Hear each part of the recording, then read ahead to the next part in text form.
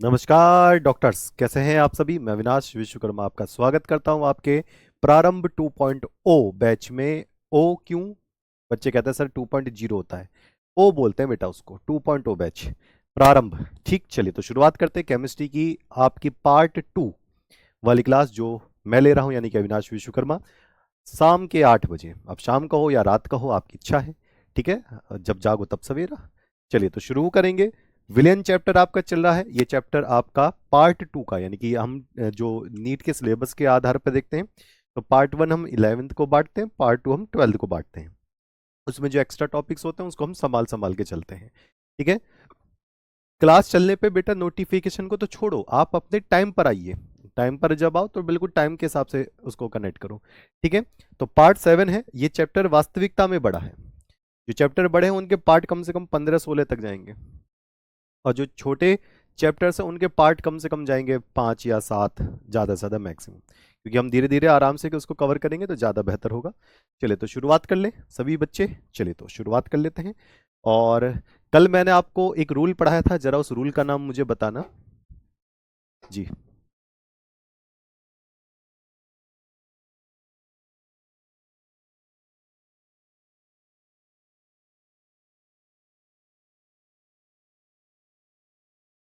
चलिए तो शुरुआत करेंगे, सभी बच्चे बताना। मैंने जो पार्ट 6 में, यानी कि इससे पहले जो पार्ट में एक रूल कवर करवाया था, उस रूल का नाम क्या है जल्दी से बता दें, और डीपीपी बता दें कि आपको कितने क्वेश्चंस में परफेक्शन मिल चुकी है। कितने क्वेश्चंस में परफेक्शन मिल चुकी है आपकी डीपीपी में 10 क्वेश्चन में से। और मैं बता रहा हूं आपके 10 क्वेश्चन में से 2 क्वेश्चन ऐसे होंगे जो आप सोच रहे होंगे सर इसकी कैलकुलेशन हमारी समझ में नहीं आई।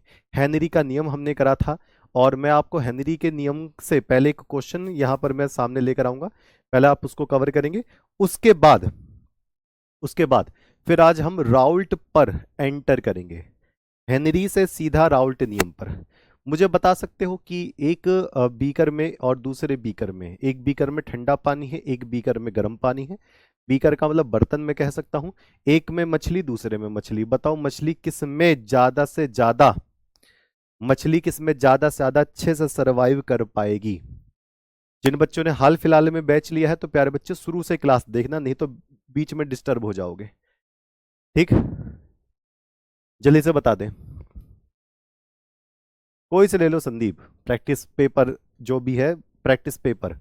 अगर आपको लग रहा है बुक लेने का कोई फायदा नहीं है, बुक लेने का कोई फायदा नहीं है। ओके, चलिए ठीक है। आज की क्लास ज्यादा लंबी नहीं रखेंगे, काहे टेंशन ले रहे हो। आज की क्लास हम उसी हिसाब से रखेंगे जिस हिसाब से आपको जो नंबर्स ऑफ टॉपिक्स या नंबर्स ऑफ पॉइंट्स क्लियर हो जाए कोल्ड वाटर में, ठीक है। लो जी, एक क्वेश्चन मैं यहाँ पर है मेरे सामने, और ये नीट 2024 का क्वेश्चन है। इस तरीके से मैं सारे के सारे प्रीवियस ईयर भी करवा दूंगा, पूरे के पूरे प्रीवियस ईयर खत्म हो जाएंगे आपकी क्लास के अंदर अंदर ही। फिर उसके अलावा डीपीपी, उसके अलावा वर्कशीट, सब कुछ उसी में ही। तो आप मुझे बताएं, ये वाला क्वेश्चन है, एक बार आप पढ़ो, खुद पढ़ो, और कल के जितने भी मैंने पूरे के पूरे पॉइंट क्लियर करे थे, क्या आप इसका ये क्लियरेंस कर सकते हो? जल्दी से बता दो, क्या आप इसका क्लियरेंस कर सकते हो? जी, यहां पर एक बार मैं क्वेश्चन पढ़ लूं, पहले खुद ट्राई किया करें। 3 गैस है हमारे पास, ए बी सी। ये मैंने नहीं बनाया, ध्यान रखना, ये नीट 2024 का क्वेश्चन है। मैं बनाता हूं तो हार्ड बन जाता है। के लिए हेनरी नियम स्थिरांक के एच का मान 145, 2 × 10⁻⁵ और 35 किलो बार है। इन गैसों की जल में विलेयताएं विलेयताएं निम्नलिखित क्रम का पालन करती हैं। अब आप खुद सोच के देखो, हमारे पास ए है, हमारे पास बी है, और हमारे पास सी है। कभी भी जब आप सी को जल्दबाजी मत करना, ठीक। ए का के एच, यहां पर के एच वैल्यू दे रखी है। ए का के एच कितना होगा? 145। ए का के एच 145। बी का के एच कितना? 2 × 10⁻⁵ और सी का के एच कितना है? 35 किलो बार। 10⁻⁵ समझ रहे हो कितनी छोटी वैल्यू बता रहा है।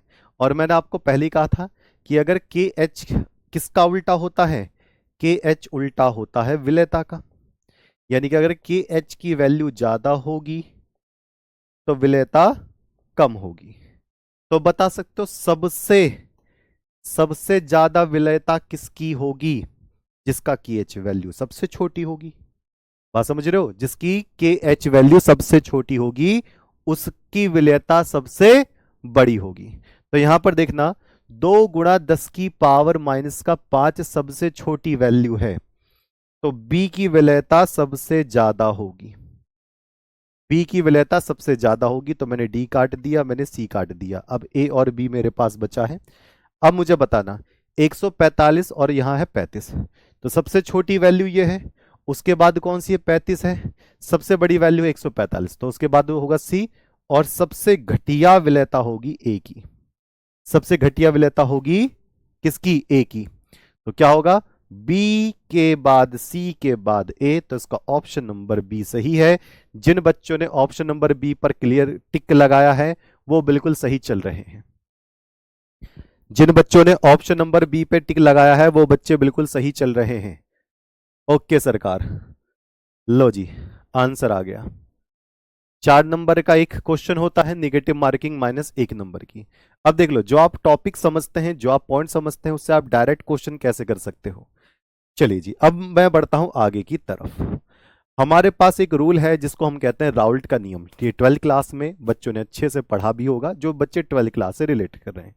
जो 11वीं क्लास के बच्चे पढ़ रहे हैं वो जरा समझना, राउल्ट नियम को पढ़ने से पहले मैं आपको कुछ बातें जरा समझा दूं। देखो बच्चे, हमारे पास दो नाम हैं। एक होता है वाष्पशील, एक होता है वाष्पशील पदार्थ, ठीक, और एक होता है अवाष्पशील पदार्थ। जरा ध्यान से देखना, फिर मैं राउल्ट नियम पर आता हूं। वाष्पशील पदार्थ और एक होता है अवाष्पशील पदार्थ। बिल्कुल बेसिक से चलेंगे। वाष्पशील वो होते हैं, वो पदार्थ होते हैं जो गर्म करने पर अपनी वाष्प बना दे, यानी कि अपनी वेपर बना दे। तो ए क्या हो जाएगा? अगर ए ने अपनी भाप बना दी है, अपनी वाष्प बना दी है, तो दैट विल बी वॉलेटाइल। उसको क्या कहेंगे? वाष्पशील पदार्थ कहेंगे। जैसे मुझे बताओ पानी क्या है जी? जैसे क्या है? पानी क्या है? एक सेकंड, टेलीग्राम ग्रुप को ओपन कर दिया। आज मुझे ही जाना पड़ेगा, मुझे ही बोलना पड़ेगा एक बार। कोई नहीं, इसको ऑफ करवा देंगे, उस पर ध्यान मत दो, ठीक है? चलिए, तो अगर किसी को गर्म कर दिया या कोई अपनी भाप बन गया, कोई अपनी वेपर वाष्प बन गया, तो उसको क्या कहते हैं? वाष्पशील पदार्थ कहते हैं। जैसे पानी है तो वाटर क्या होगा? वाटर लिक्विड तो है, लेकिन जब आप उसको गर्म करोगे तो कैसे वो अपनी वाष्प बना लेगा। जो अपनी वाष्प बना ले उसको वाष्पशील कहते हैं।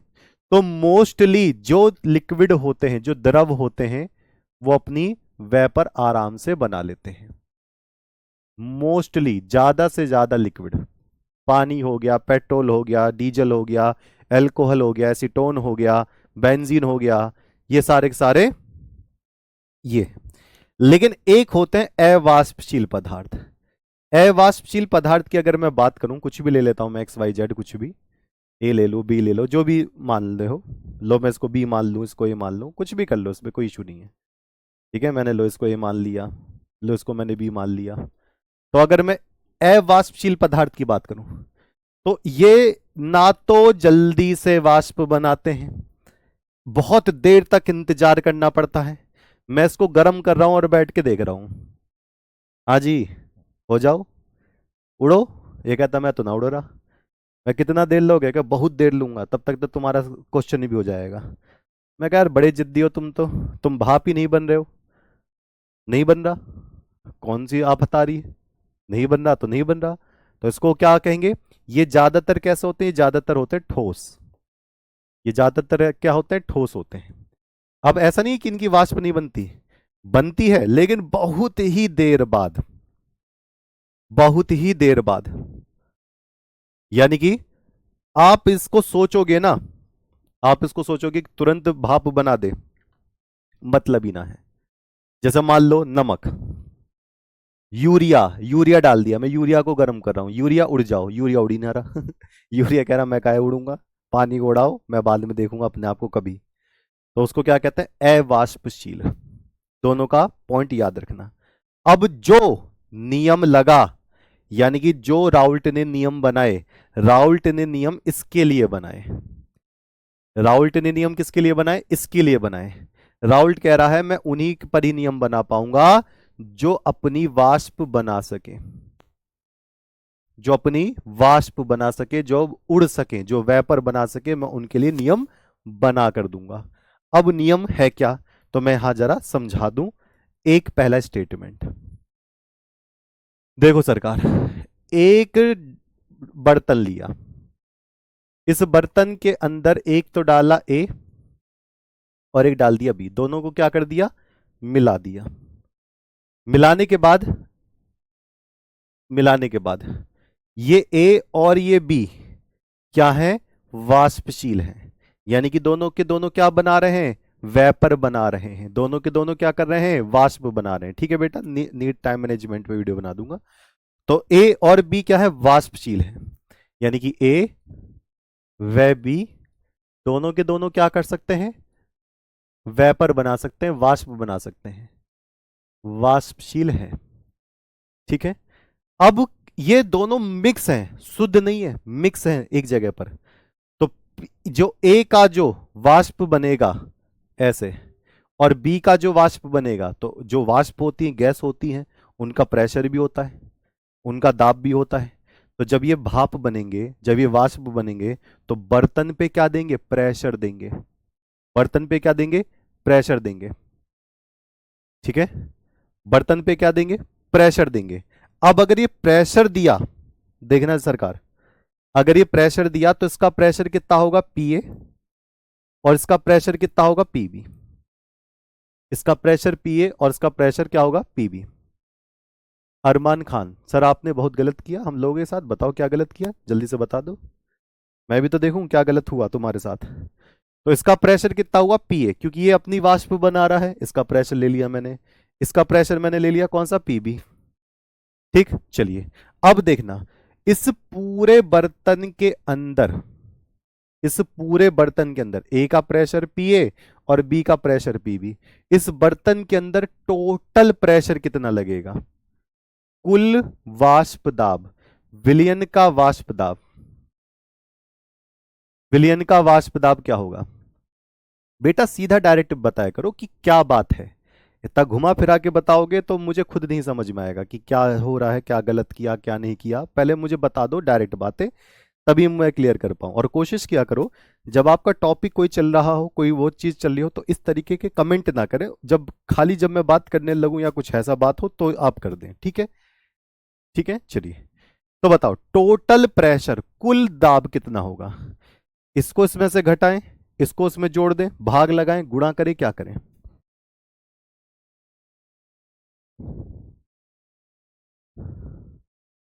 जी बेटा, वो एक दिन का 2 घंटे का ऑफर है, वो उसमें वो नहीं है, वो ऑफर ही अंकित भाटी सर का जन्मदिन है 22 तारीख को, अंकित भाटी सर का जन्मदिन है, जो हमारे रोजगार विद अंकित के सीईओ हैं। वो 2 घंटे का ही ऑफर है। अब आप सोच के देखो, आप इतने टाइम बाद अगर बैच लोगे तो कैसे काम चलेगा। आप तो पहले से पढ़ रहे हो ना, और आप पहले से ही पढ़ रहे हो, ठीक है, तो उसके लिए परेशान मत हो, वो ऑफर बीच बीच में कहीं ना कहीं निकलते ही रहते हैं, कभी पहले आते हैं कभी। अब 22 तारीख को जो जन्मदिन है उसको मैं पहले थोड़ी ना कर सकता था कि मार्च में कर दूं उनका सर का जन्मदिन। तो जन्मदिन पे ऑफर है बस, उन बच्चों के लिए जो बेचारे वैसे बच्चे हैं जो अब सोच रहे होंगे कि हाँ चलो अब पढ़ लेता हूँ हम, ठीक है, उसके लिए परेशान मत हो। चलिए तो टोटल कुल प्रेशर कितना हो जाएगा, P A plus P B. अब जरा आप यहां पर फोकस करें, P बराबर P A plus P B, और आप अपनी रैंक ले आओ, मुझसे फीस वापस ले जाना। ठीक है, आप अपनी रैंक ले आओ, मुझसे फीस वापस ले जाना बेटा। ठीक है, मैं अपनी सैलरी से फीस दे दूंगा। लो जी, राउल्ट का नियम, राउल्ट का नियम। चलिए अब जरा ध्यान से सुनना, पहला रूल, ये पहला स्टेटमेंट क्या कह रहा है, ये कह रहा है किसी मिश्रण में किसी वाष्पशील अवयवों के किसी वाष्पशील अवयवों के मिश्रण का कुल वाष्प दाब मिश्रण का कुल वाष्प दाब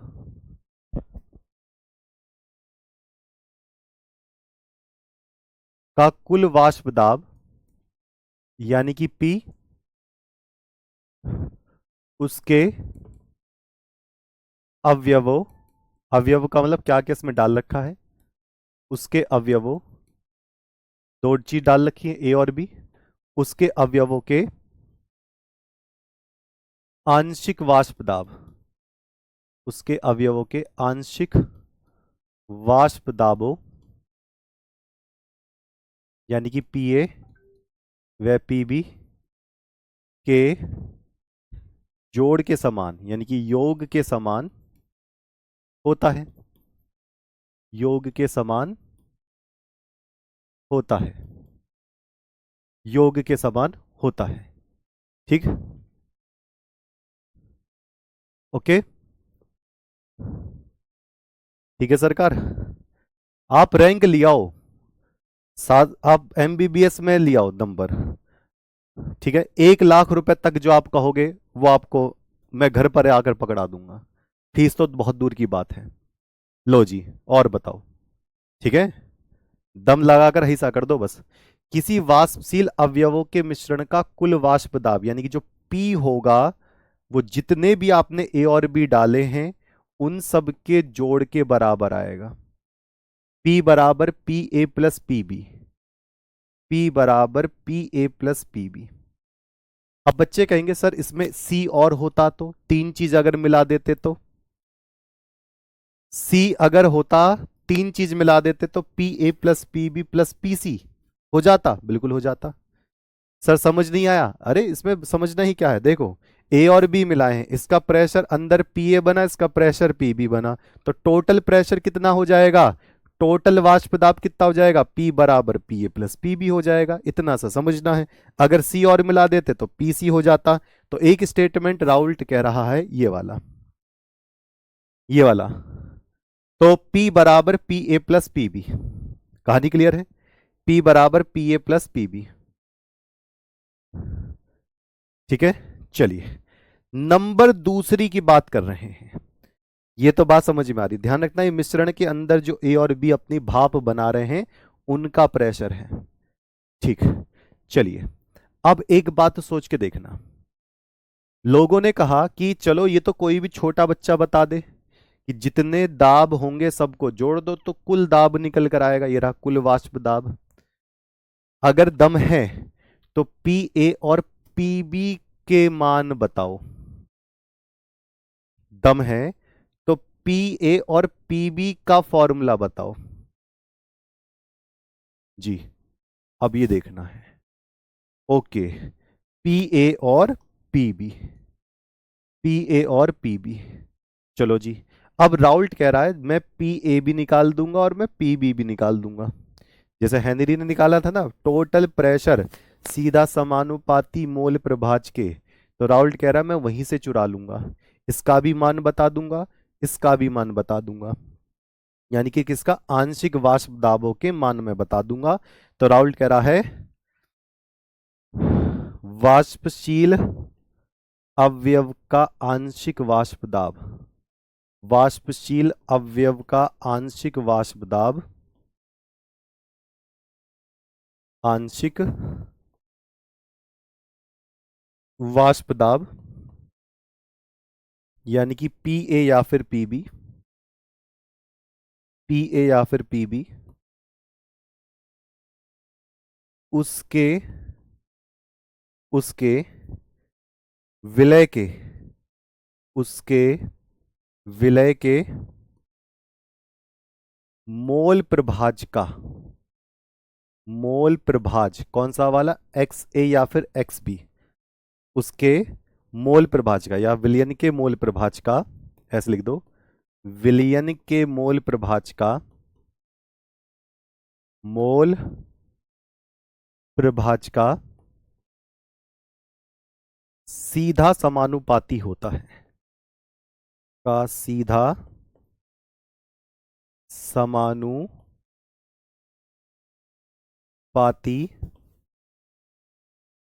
होता है, सीधा समानुपाती होता है जी। यानी कि पी ए सीधा समानुपाती मोल प्रभाज एक्स से। यानी कि अगर पी ए का मान निकालना है तो सीधा समानुपाती एक्स ए। ऐसे ही अगर पी बी निकालना है, पी बी निकालना है तो सीधा समानुपाती एक्स बी। ये देखा देखा सा लग रहा है, बताओ कौन से वाले, कौन से वाले उसमें मोल प्रभाज को ही क्यों लिया जाता है? क्योंकि प्रेशर जब भी आप लेते हो, अगर आप फिर से कोई आयतन ले लोगे, अब पानी का आप प्रेशर ले रहे हो, किसी मिश्रण में पानी का प्रेशर ले रहे हो, तो उसके आयतन को लेने की जरूरत ही क्या है? आप उसके मोल के ऊपर बात करो ना, क्योंकि जो मोल होते हैं वो प्रेशर के डायरेक्टली प्रोपोर्शनल होते हैं। जितना आप मोल बढ़ाओगे प्रेशर उतना बढ़ेगा, इसी वजह से मोल प्रभाज लिया जाता है। अब ये हेनरी जैसा लग रहा होगा, अगर ए और बी हटा दें तो पी सीधा समानुपाती एक्स नजर आएगा। अगर यहाँ हेनरी होता ना तो ये बराबर में के एच रख देता, लेकिन ये राउल्ट है, ये के एच क्यों रखिएगा? यहीं पर ही दोनों में भिड़ंत हो गई। यानी कि हेनरी ने भी ऐसे ही रूल दिया, राउल्ट भी ऐसा ही नियम दे रहा है, तो कहीं ना कहीं स्थिरांक बदले हुए नजर आएंगे। हेनरी होता तो के एच लिखता, लेकिन ये राउल्ट है तो यहां पर के एच नहीं लिखेगा, इसने अपना स्थिरांक बदल दिया। इसने लिखा पी ए बराबर पी नॉट ए, इसने अपना स्थिरांक बदल दिया, पी ए बराबर P not A X A. Okay जी। अब पी बी बराबर P not B X B. यानी कि प्रोपोजन का चिन्ह हटाओ, बराबर में पी नॉट ए और इसके बराबर में पी नॉट बी होगा। इसका सीधा सीधा कहने का मतलब यह है, इसने स्थिरांक बदल दिए। अब यहां पर पी नॉट ए और पी नॉट बी कहते किसको हैं? दुष्यंत कुमार है बेटा, सब ठीक है, ये वो मैंने खुद बनाए हैं। देखिए आपने कहीं कुछ करा होगा, ठीक है, फिर भी मैं चेक कर लूंगा। डीपीपी 3 में क्वेश्चन नंबर 7, ओके मैं देख लूंगा। चलिए यहां पर जो पी नॉट ए और पी नॉट बी है, पी नॉट ए और जो पी नॉट बी है उसको हम कहते हैं शुद्ध अवस्था में, यानी कि न्यूमेरिकल में जो भी प्रेशर दिया जाएगा वो पी नॉट ए और पी नॉट बी का होगा।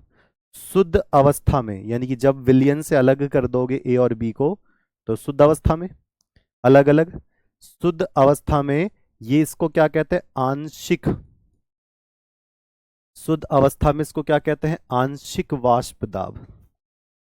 शुद्ध अवस्था में इसको क्या कहते हैं? आंशिक वाष्प दाब।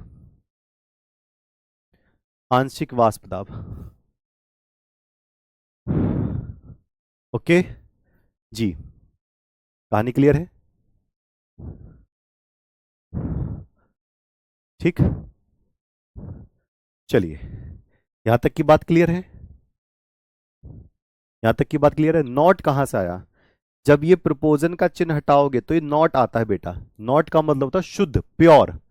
अगर ए और बी प्योर हैं, ए को अलग कर दो बी को अलग कर दो, तो जो इसका प्रेशर होगा वो पी नॉट ए है, इसका जो प्रेशर होगा वो पी नॉट बी है।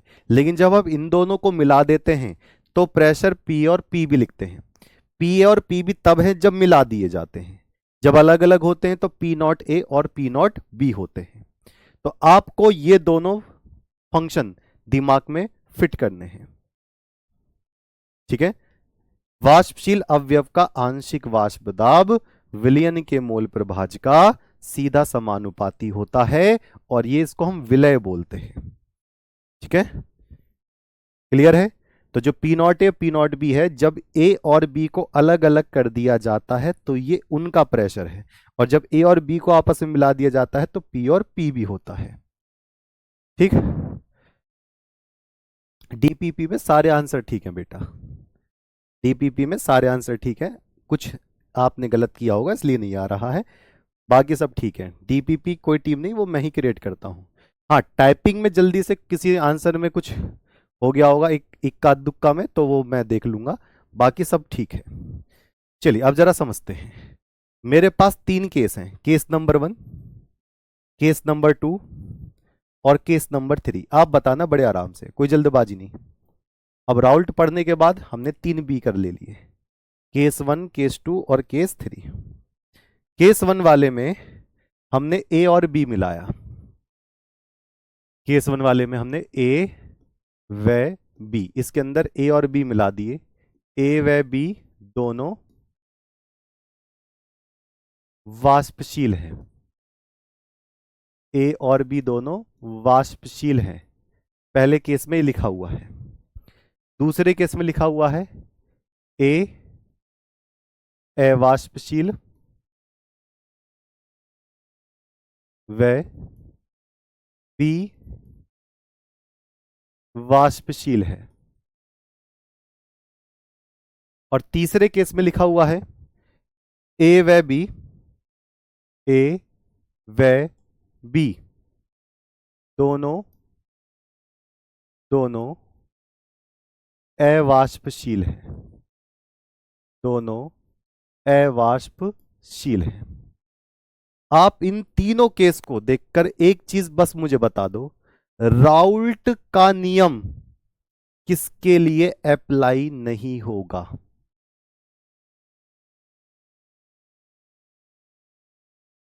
बताओ, राउल्ट का नियम किसके लिए अप्लाई नहीं होगा? Give me 1 second.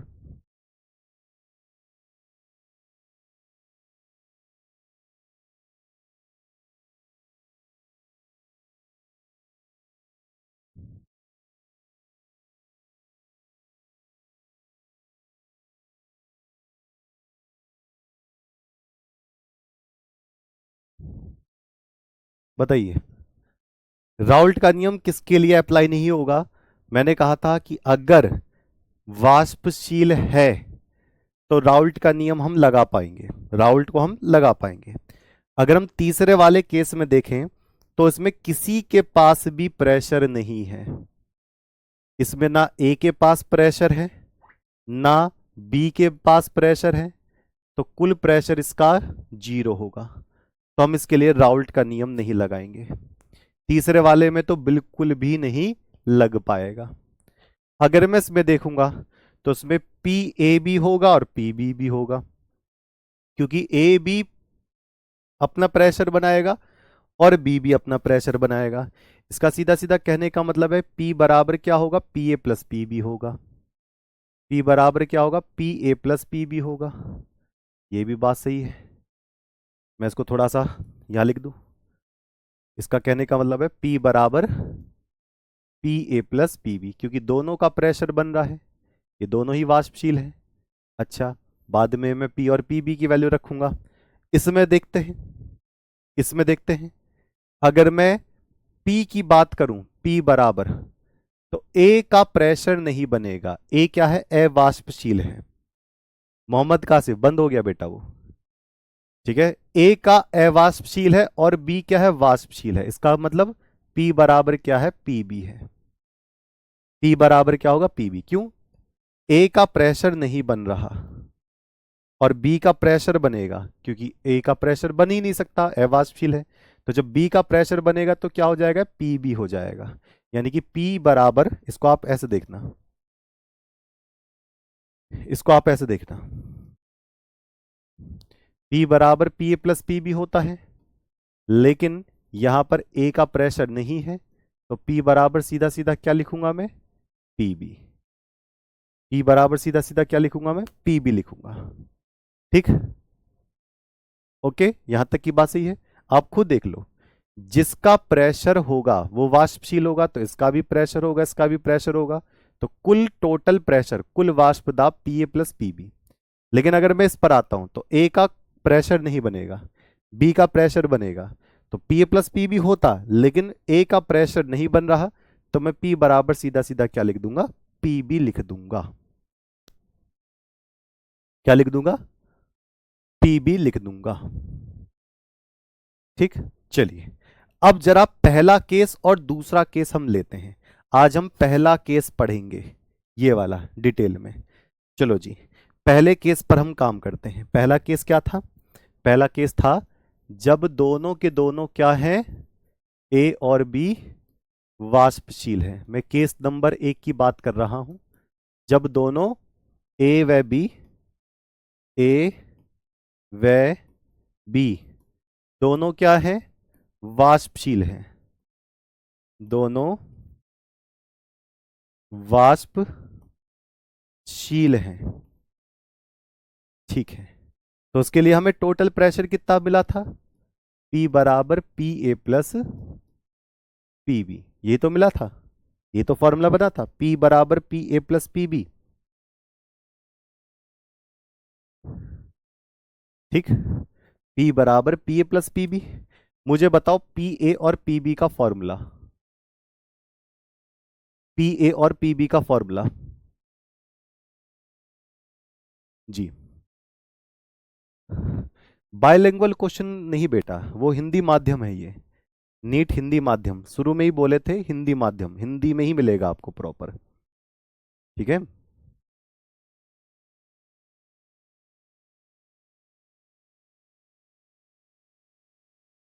बिल्कुल सही।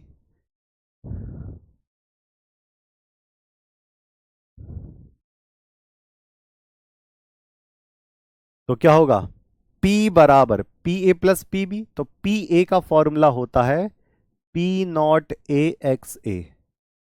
इस पी ए की जगह लिख दिया ना मैंने यहां पर, पी ए बराबर क्या होगा, अभी बताया था P not A X A. और ऐसे ही पी बी बराबर क्या होगा, P not B X B. X A और एक्स बी सभी बच्चों को निकालना आता है, प्लस करूंगा, पी बी की जगह क्या लिखूंगा, P not B X B. तो P बराबर P not A X A plus P not B X B होगा। ये हो गया आपका फॉर्मूला जनरेट, ये हो गया आपका फॉर्मूला जनरेट। ध्यान रखना इसका, P बराबर P not A X A plus P not B X B. X A और एक्स बी मोल प्रभाज्य हैं, एक्स ए व एक्स बी क्या होते हैं, मोल प्रभाज्य हैं, मोल प्रभाज्य हैं। ठीक है, अगर आपको एक्स बी एक्स ए को बदलना है तो एक्स बी की जगह 1 माइनस एक्स से रख सकते हो, बाद का काम है। ठीक है, पी क्या होता है, कुल वाष्प दाब होता है, टोटल कुल वाष्प दाब। चलिए जी, आज हम इस पे क्वेश्चन करेंगे, आज हम इस पे क्वेश्चन करेंगे। चलो जी, आते हैं क्वेश्चन, आ जाओ सामने।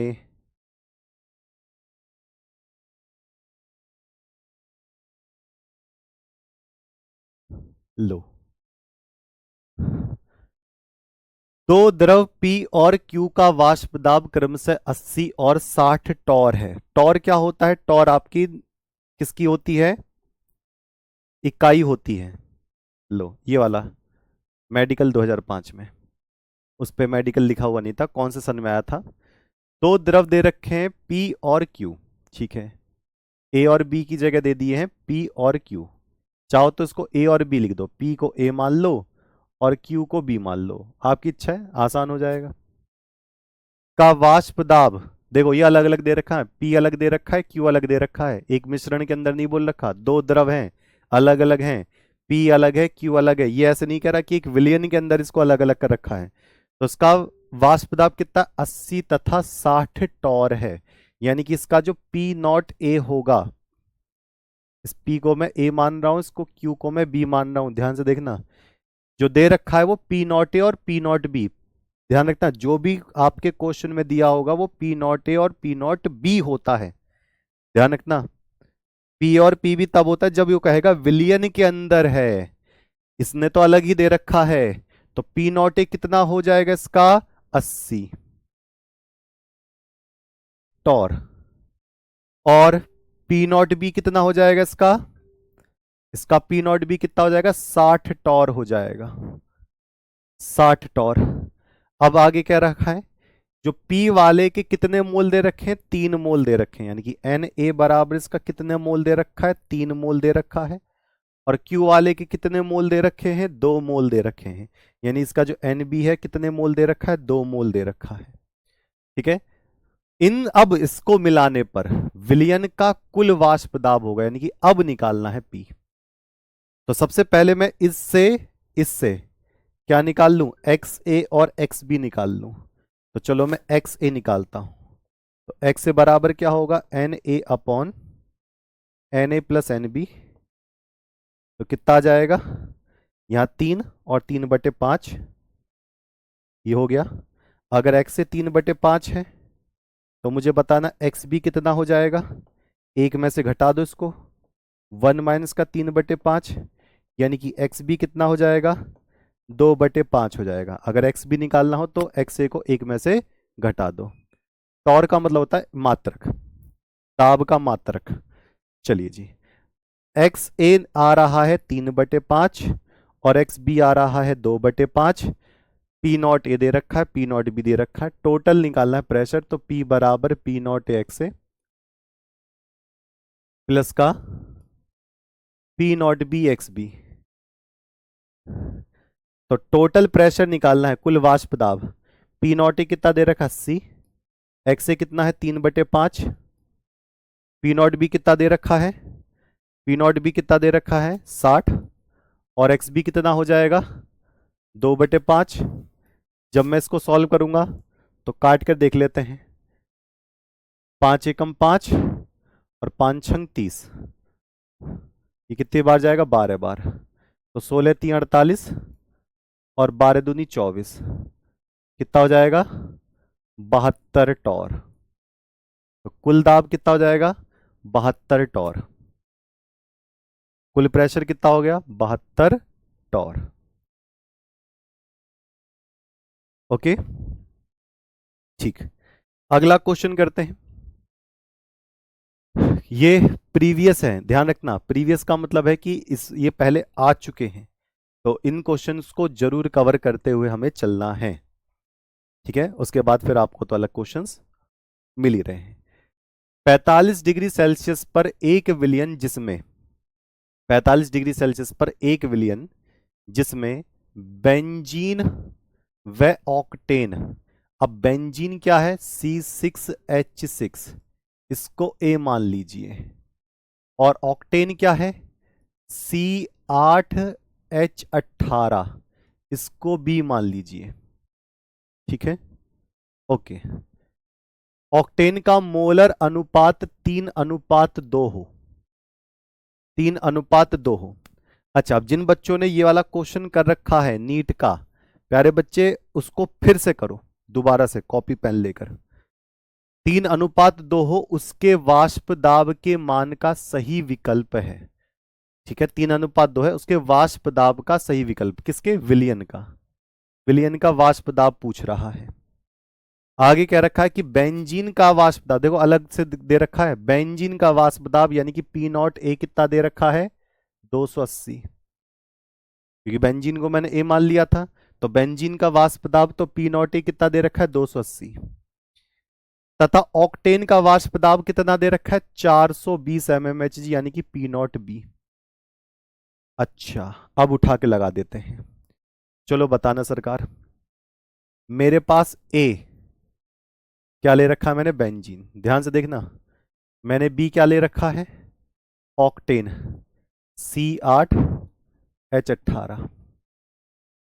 बेंजीन का अनुपात मोल का कितना दे रखा है 3, तो यानी कि Na बराबर क्या ले रहा हूं मैं 3, और Nb बराबर में क्या ले रहा हूं 2 ले रहा हूं। मोलर अनुपात, मोलर अनुपात का मतलब मोल, तो इसका मोल कितना रेशियो का दे रखा है 3, इसका मोल कितने का दे रखा है 2। इससे मैं क्या निकाल लूंगा वो आगे देखेंगे। फिर पी नॉट ए कितना दे रखा है, बेंजीन का प्रेशर कितना दे रखा है, शुद्ध 280, 280। और इसका पी नॉट भी कितना दे रखा है, बताना सरकार। ऑक्टेन का वाष्प दाब 420, 420। अब इनसे इनसे निकाल लो एक्स ए और एक्स बी, इनसे एक्स ए और एक्स बी निकाल लो। तो एक्स ए बराबर क्या हो जाएगा, N A upon N A plus N B, यानी कि 3/5। और एक्स बी इजिकल टू क्या हो जाएगा, 2/5। मोल प्रभाज का फॉर्मूला लगाकर रख देंगे। ठीक, अब फॉर्मूला पुट करेंगे, P बराबर P not A X A plus P not B X B.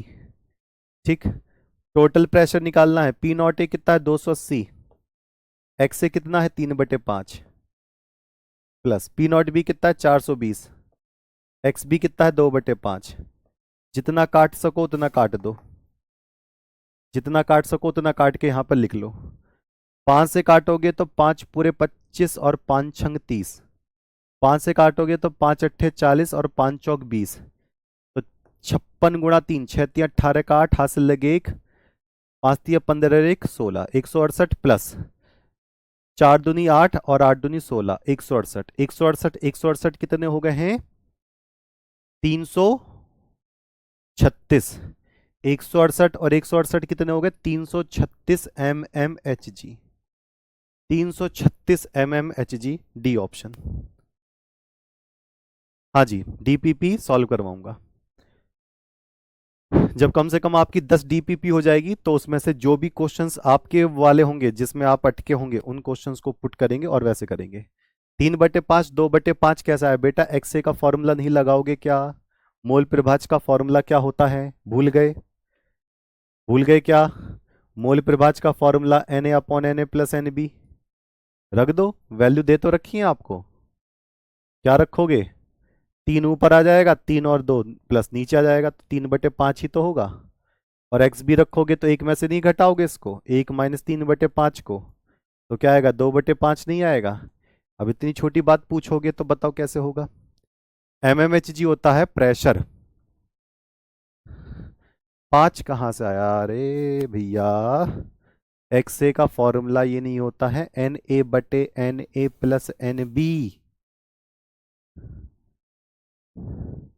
ठीक, अब Na प्लस Nb क्या रखोगे, Na ये रहा 3, Nb ये रहा 2, दोनों को यहां जोड़ोगे तो 3 और 2 को जोड़ोगे तो 1 2 3 4 5, नीचे क्या आएगा 5। इसलिए कहता हूं मोल प्रभाज इन सब को निकालने की प्रैक्टिस करते रहा करो, ये सब जगह आएगा। ठीक है, कितना आ गया 336 mmHg आ गया है। ओके बॉस, लो जी अगला क्वेश्चन आपके सामने, अगला क्वेश्चन आपके सामने।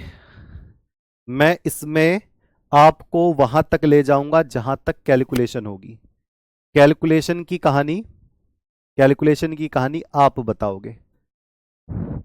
नीट ग्रुप से कनेक्ट ही करना कैसे है, आप बैच ओपन करो, उस कोने पर देखो टेलीग्राम लिखा होगा, उस पर क्लिक करके रखो, साथ सबके डाउट में कलेक्ट कर रहा हूं। लो जी क्वेश्चन, 25 डिग्री सेल्सियस पर क्लोरोफॉर्म दे रखा है और डाइक्लोरोमीथेन दे रखा है, अच्छी बात है, इनका फॉर्मूला है।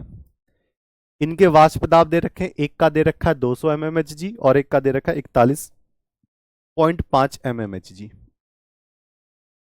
25.5 ग्राम क्लोरोफॉर्म के तथा 40 ग्राम डाइक्लोरोमीथेन को मिलाने पर जो विलयन बना है, विलयन का मतलब टोटल, उसका वाष्प दाब पूछा गया है और इसका अणुभार दे रखा है और इसका भी अणुभार यहां दे रखा है। क्वेश्चन बहुत आसान है लेकिन क्वेश्चन को पिरोना मुश्किल है। mmHg की फुल फॉर्म मिलीमीटर मरकरी होता है बेटा। अच्छा, क्वेश्चन ही बड़ा आसान है लेकिन क्वेश्चन को एक सीरीज में पिरोने में आपको थोड़ा सा टाइम लगेगा। आप यहां पर एक बात देखना, टोटल कौन कौन से दे रखे हैं, एक तो ये वाला फॉर्मूला और एक ये वाला फॉर्मूला दे रखा है, यानी कि क्लोरोफॉर्म दे रखा है और डाइक्लोरोमेथेन दे रखा है। तो मैं यहां पर लिख रहा हूं क्लोरोफॉर्म CHCl3, क्लोरोफॉर्म क्या है A मान ले, और B ये क्या है डाइक्लोरोमेथेन यानी कि CH2Cl2, इसको मैं मान लेता हूं B। ठीक है, ओके जी, बहुत बढ़िया। इतना मुझे बता दो पहले कि इसका प्रेशर कितना दे रखा है, क्लोरोफॉर्म का प्रेशर दे रखा है P0A, जो भी दिया होगा वो P0A और P0 भी दिया होगा। P0A कितना दे रखा है 200, क्लोरोफॉर्म का 200 mmHg। ठीक, और इसका डाइक्लोरोमेथेन का कितना दे रखा है 41.5, यानी कि जिसका जो P0B दे रखा है वो दे रखा है 41.5 mmHg, 41.5 mmHg। ठीक, ओके,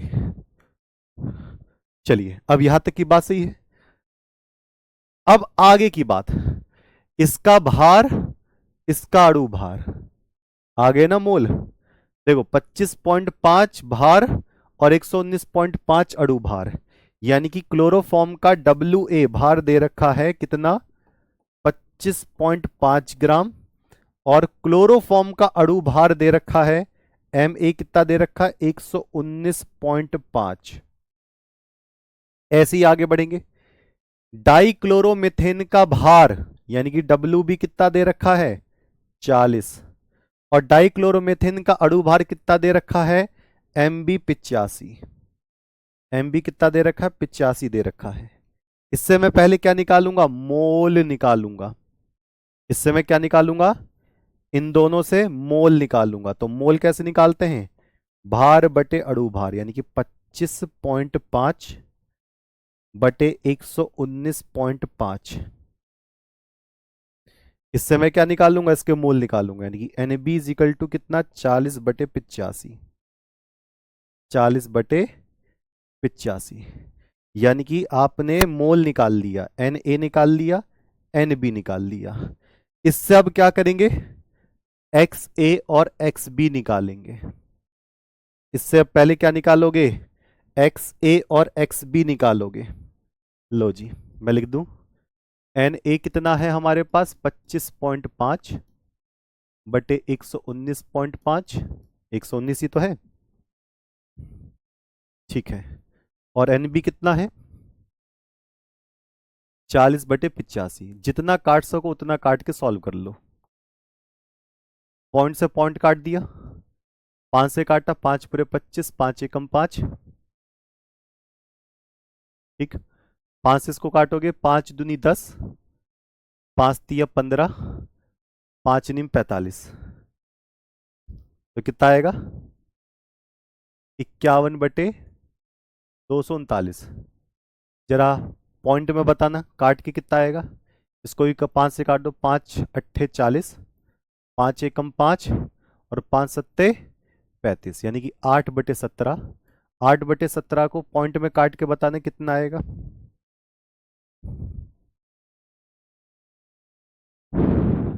जी,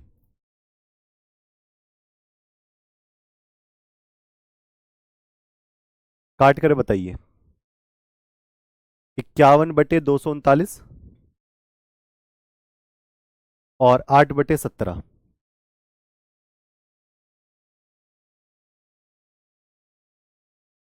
ये क्वेश्चन 10 बार कर रखें तो डीपीपी में आपको इसी के जैसे अलग क्वेश्चन मिलेंगे, वो करना उसके आंसर। जी, यहां पर आपका NA और NB यहां पर निकल कर जो आएगा वो बताओ। फिर XA इज इक्वल टू आपको पुट करना है, ये मैं आपको होमवर्क में दे देता हूं। NA/NA+NB यहां पर वैल्यू रखेंगे, इसमें XA की वैल्यू रखोगे, फिर यहां पर निकालोगे XB, 1 माइनस एक्स से करके यहां पर XB की वैल्यू आएगी, और फिर उठाकर आप सीधा इस वाले फॉर्मूले पे लगाओगे, P बराबर P0A XA और प्लस का P0B XB। लो जी, ये वाला मैं आपको होमवर्क दे रहा हूं, टोटल प्रेशर कितना निकल कर आएगा, टोटल प्रेशर कितना निकल कर आएगा। तो एन ए एन बी यहाँ पर लगाओ, इसकी वैल्यू पुट करके एक्स यहाँ लगाओ, एक्स ए की वैल्यू से एक्स बी यहाँ लगाओ, और P not A P not B वहाँ दे रखे हैं, इसमें एक्स ए और एक्स बी की वैल्यू बताना जल्दी से। प्रशांत बेटा गलत निकाले हो, ठीक है, इसको जरूर कर लो, ठीक, इसको जरूर कर लीजिए, और फिर मिलेंगे आपसे अब मंडे में। तब तक उसके लिए आराम से जिन बच्चों का पीछे का डीपीपी बैकलॉग जो भी है वो उसको आराम से कंप्लीट करेंगे जबरदस्त तरीके से। फिर कुछ टाइम बाद आपके जो स्पेशल सैटरडे संडे में जो डीपीपी, जब 10 डीपीपी हो जाएगी तो उसका मैं फिर जो हार्ड हार्ड क्वेश्चंस होंगे उनका मैं सॉल्यूशन लेकर आऊंगा, ठीक है। नहीं नहीं नहीं नहीं, वो कुछ एक 30-40 सेकंड का अंतर होता है स्टार्ट जब आप एंड करते हो, इसलिए मैं लास्ट में बात कर लेता हूँ 1-2 मिनट के लिए, जिससे कि आपका पूरा का पूरा क्लियर हो जाए, ठीक है। ओके सरकार, चलिए तो मिलते हैं आपसे इसके आगे के टॉपिक के साथ। तब तक आराम से पढ़ते रहिए, डीपीपी सॉल्व करिए, आराम से चेक करिए, बढ़िया तरीके से कवर करेंगे, ठीक। मिलते हैं तब तक के लिए, नमस्कार, जय हिंद।